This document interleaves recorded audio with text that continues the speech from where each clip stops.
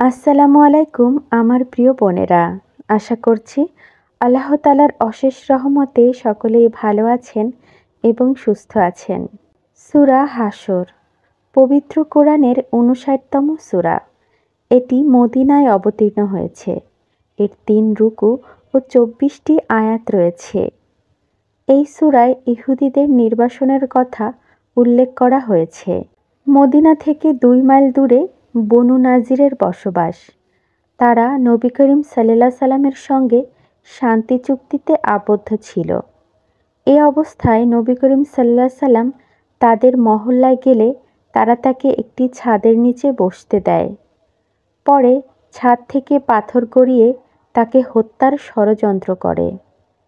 আল্লাহ তাআলা ওহীর মাধ্যমে তাকে এ বিষয়ে জানানো হলে তিনি জায়গাটি থেকে সরে যান। তাদের জানিয়ে দেন, তোমরা চুক্তি ভঙ্গ করেছ। তোমাদের যেখানে ইচ্ছে সেখানে চলে যাও। যাওয়ার জন্য 10 দিন সময় দেওয়া হলো। এরপর তোমাদের কাউকে পাওয়া গেলে মৃত্যুদণ্ড দেওয়া হবে। কিন্তু মুনাফিক সর্দারের প্রচোরণায় তারা দেশ ত্যাগ করল না। নবী করিম সাল্লাল্লাহু সাল্লাম ৪র্থ হিজরির রবিউল আউয়াল মাসে তাদের পাড়া ঘেরাও করলেন। নিরুপায় হয়ে তারা নদী শিকার করলে নবী করিম সাল্লাল্লাহু সাল্লাম আবারও তাদের সুযোগ দিয়ে বললেন, অস্ত্র ছাড়া যতটা পারো জিনিসপত্র সঙ্গে নিয়ে এখনই এলাকা ত্যাগ করো। আদেশ মেনে তারা দেশ ত্যাগ করল। কেউ চলে গেল খাইবার উপত্যকায়, আবার কেউ চলে গেল সিরিয়ায়। সূরাটির শেষ ৩ আয়াতে আছে, তিনি আল্লাহ, তিনি ছাড়া কোনো উপাস্য নেই, তিনি অদৃশ্য ও দৃশ্যের পরিজ্ঞাতা, তিনি পরম করুণাময়। এই সূরায় ইহুদিদের নির্বাসনের কথা উল্লেখ করা হয়েছে। রাসূল সাল্লাল্লাহু আলাইহি সাল্লাম বলেছেন, যে ব্যক্তি সকালবেলা সূরা হাশরের শেষ ৩ আয়াত তিলাওয়াত করবে, আল্লাহ ওই ব্যক্তির জন্য ৭০,০০০ ফেরেশতা নিযুক্ত করবেন, যারা উক্ত ব্যক্তির জন্য সন্ধ্যা পর্যন্ত মাগফিরাতের দোয়া করতে থাকে। আর এই সময়ের মাঝে যদি লোকটি মারা যায়, তাহলে সে শহীদের মৃত্যু লাভ করবে। আর যে ব্যক্তি এটি সন্ধ্যার সময় পড়বে, তাহলেও তার একই মর্যাদা রয়েছে। সুবহানাল্লাহ।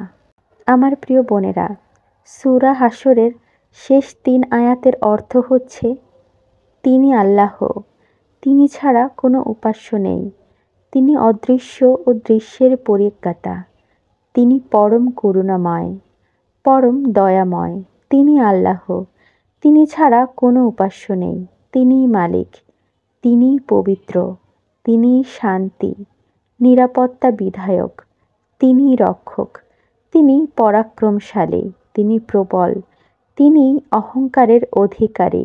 ওরা যাকে শরিক করে আল্লাহ তার থেকে পবিত্র, মহান। তিনি আল্লাহ, সৃজনকর্তা, উদ্ভাবনকর্তা, রূপদাতা। সব সুন্দর নামই তার। আকাশ ও পৃথিবীতে যা কিছু আছে সমস্তই তার পবিত্র মহিমা ঘোষণা করে। তিনি পরাক্রমশালী, তত্ত্বজ্ঞানী। তো আমার বোনেরা, আমরা অবশ্যই চেষ্টা করব সূরা হাশরের শেষ ৩ আয়াত নিয়মিত পাঠ করতে, আল্লাহকে ভালোবাসতে, তার আদেশ নিষেধ মান্য করতে।